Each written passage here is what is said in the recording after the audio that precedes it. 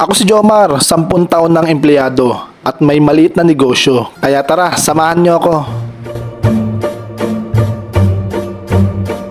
Alam mo, may isang bagay na natutunan ko habang tumatagal ako sa trabaho.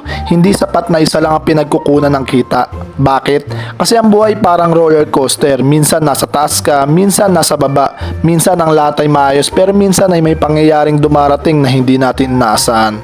Ngayon may trabaho ka, masaya ka sa ginagawa mo, may pumapasok na sahod buwan-buwan at wala namang masama doon. Sa katunayan, malaking biyaya magkaroon ng magandang trabaho. Pero isipin mo ito. Paano kung isang araw may biglang pagbabago? Paano kung magkaroon ng problema ang kumpanya? Paano kung magkaroon ng bulilyaso ang tropa at madamay ka? O kaya naman biglang kailangan mo magpahinga sa trabaho dahil sa personal na dahilan? Kapag nangyari yun, mas maganda kung may nakahanda kang masasandalan. At dito pumapasok ang negosyo. Hindi para palitan agad ang trabaho mo. Hindi para yumaman overnight, kundi para magkaroon ka ng dagdag na oportunidad. Para magkaroon ka ng isa pang pintuan na pwede mong buksan kapag kailangan. Ang negosyo ay parang pagtatanim ng puno. Sa umpisa maliit pa lamang, kailangan ng oras, kailangan ng sipag. Pero habang inaalagaan mo ito araw-araw, darating ang panahon na mamumunga rin ito.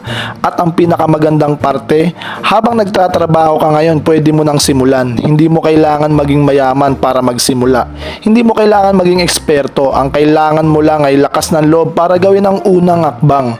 Dahil lahat ng matagumpay na negosyo na nakikita natin ngayon, nagsimula rin sa simpleng desisyon.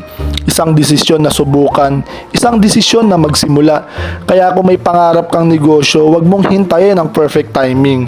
Dahil kadalasan ang perfect timing ay ginagawa, hindi hinihintay. Simulan mo sa maliit. Matuto habang lumalago at magtiwala sa proseso.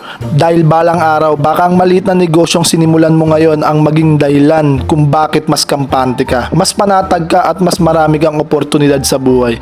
Kaya tara, mangarap ng mas malaki, kumilos ng mas matapang at magsimula ngayon dahil ang trabaho ay nagbibigay ng kita para sa araw na ito. Pero ang negosyo ay maaaring bumuo ng mas magandang bukas para sa pamilya mo.